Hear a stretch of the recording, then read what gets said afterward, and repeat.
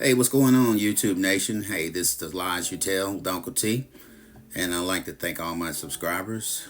And for those who have not subscribed, hey, it's your opportunity to hit that notification bell and also to subscribe and get some good information. And if you say, hey, Uncle T, hey, it ain't, that's not for me, at least you can share that information with someone who may need that information. And today, I'd like to talk about um, the what ways that anger issues can impact relationships. And we talked about in the last video the six signs of anger management issues. And what we want to finish up on is that the ways that anger issues can impact relationships. I saw that a lot of times. Anger impacts so many relationships after so many years of working in penitentiaries, state and federal. And I've seen a lot of angry men. A lot of angry men done a lot of things with their lives that were just seriously angry at the world. Commit murder, robbery, burglary, homicide for his manslaughter, um, spousal abuse. I mean, just domestic violence. I mean, just so many types of anger. And the ways that anger issues can impact relationships. The first one is it affects the partner's self-esteem. Anytime you have frequent outbursts that leads to criticism, leads to a partner always blaming you for something, always criticizing every little thing you do because they are just angry, chronic anger issues, and they have a tendency to just lash out and causing your self-esteem to just kind of dwindle to where you feel like you're inadequate. You feel like you are a loser. That's what they do. They make you feel like you are nothing. Okay. Number two, another way anger issues impact relationships: communication breakdown.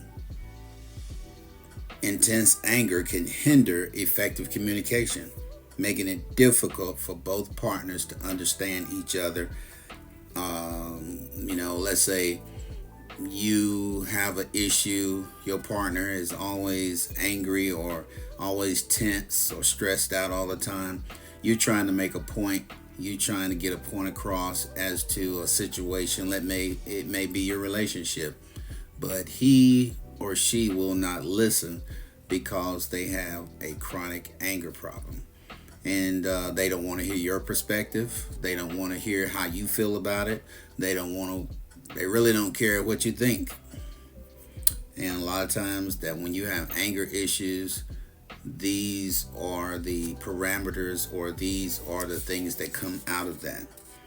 Well, I like to show that here that Proverbs 19:11 says, "Good sense makes one slow to anger, and it is his glory to overlook an offense." So Proverbs was saying that, hey, be slow to anger. We shouldn't be so quick to want to just jump off the handle and just go off all cocked. That it is a good thing to slow to anger, and also it is a good thing to overlook an offense and just keep it moving.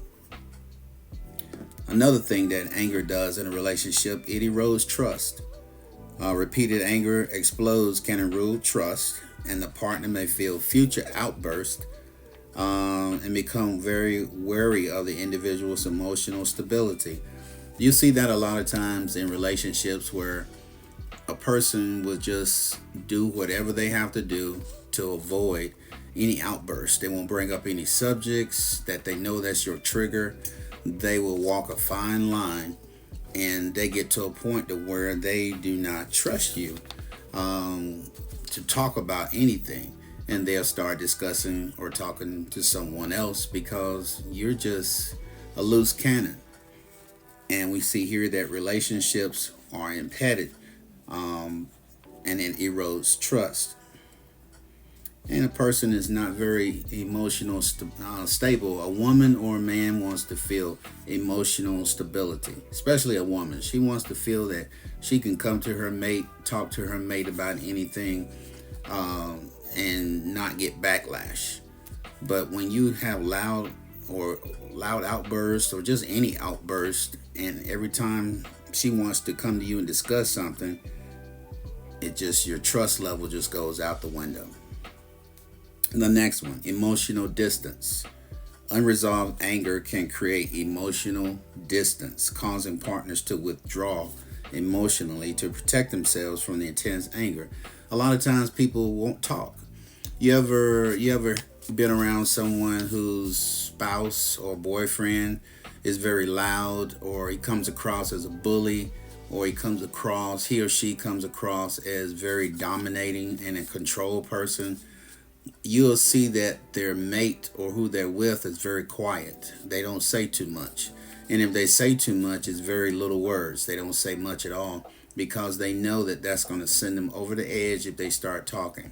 And you see that a lot of times in relationships, that there's emotional distance to where the person says, I can't talk to you. Why are you not talking? I can't talk to you. Every time I try to talk to you, we argue. And that is emotional distancing. And the next one would be intimacy issues. How anger could affect intimacy issues. Constant tension, hostility can definitely impede your emotional intimacy and physical intimacy, making it challenging for partners to connect at a deeper level, to where sometimes people don't even want to be touched, because a woman wants to hear good words. A woman wants to hear soft words. She wants to hear calming words. She wants to hear that she's beautiful. She wants to hear that I miss you. I was thinking about you. She don't want to have to come home and hear you going off about this, going off about that. She doesn't want to hear that. That is not going to bring intimacy. It's not going to bring emotional or physical intimacy. If anything, it's just going to drive her away. Love making is not going to be good. It's going to be like, hurry up, get finished so I can go to sleep. The next one is escalating conflicts. How anger issues impact relationships by escalating conflicts. Unmanaged anger can escalate conflicts, turning small disagreements into larger confrontations that damage the relationship further. People who are toxic always want to fight, but they think it's love. You find that a lot of people think that the more they argue, this person loves me. No, it's toxic. It's a very toxic relationship.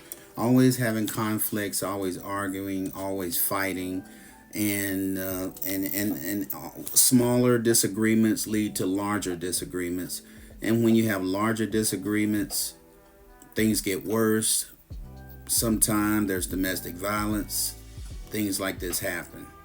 So, the last but least, negative role modeling. The children witness the anger outbursts, and they learn unhealthy ways of coping with emotions, impacting them in the future. Have you ever talked to someone or seen talk shows where the parents always fought one, and then they grew up to be always involved in domestic violence? They think that the only way to handle their problems is to put their hands on somebody.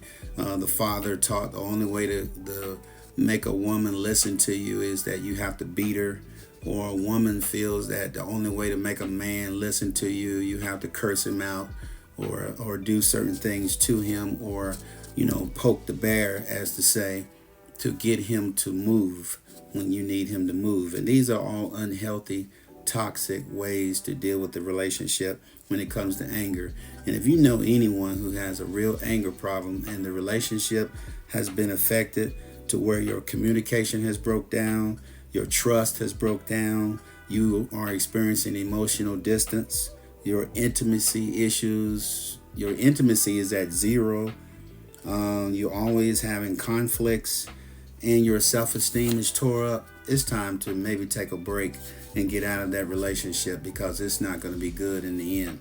Now, another thing is that Ephesians tells us in Ephesians 4:26 through 27, it says, "Be angry and do not sin. Do not let the sun go down on your anger, and give no opportunity to the devil." A lot of times that verse right there, meaning that a lot of times when if you can resolve issues, resolve them the same day.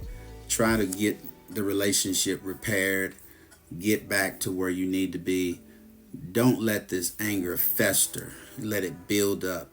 And a lot of times we meditate on anger, it builds up and it builds up, and the more we think about it, the more angry we get, and it ruins a relationship.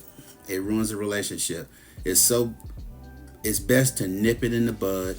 Let's make up. If I gotta confess, honey, I was wrong. I shouldn't have said that. I shouldn't have done that. It's so easy to just, as a man, most men do not want to admit they're wrong. And it's so easy to just say, honey, I was wrong. I shouldn't have exploded on you like that. I shouldn't have talked to you that way. That was wrong with me. I shouldn't have done that. And I'm sorry. I really am. I'm sorry. And if the wife or girlfriend, if you did something to kick that whole relationship, well, not relationship, but you kicked the whole situation off to where now is fireworks in the house, don't be woman enough to say, hey, I'm sorry. I'm sorry. And stop, baby. That's my dog, Raven. And don't be afraid to say, I'm sorry. I shouldn't have done that. Same thing. And I want to make it up. I want to make up, and I want to do better. And let's do better together, because we can do better together than we can do apart. Okay? So this is another episode of Uncle T's The Lies You Tell, and we're talking about today the ways that anger issues can impact the relationship. And I hope you got something out of it. Wasn't a long video, but it's just something to think about, something to share with your kids. If you got daughters, you got sons, hey, these are such great topics to talk about. I'm going to put the link in the bottom of this to where you can go back and look at the other video of the dealing with the other 12 issues, or the 6 signs of an anger problem. And also I'm going to have the 12 signs of anger issues as well, so that you can be able to see those anger issues and be able to get help for it. Until we meet again, my friend, this is Uncle T for The Lies You Tell. You guys take care.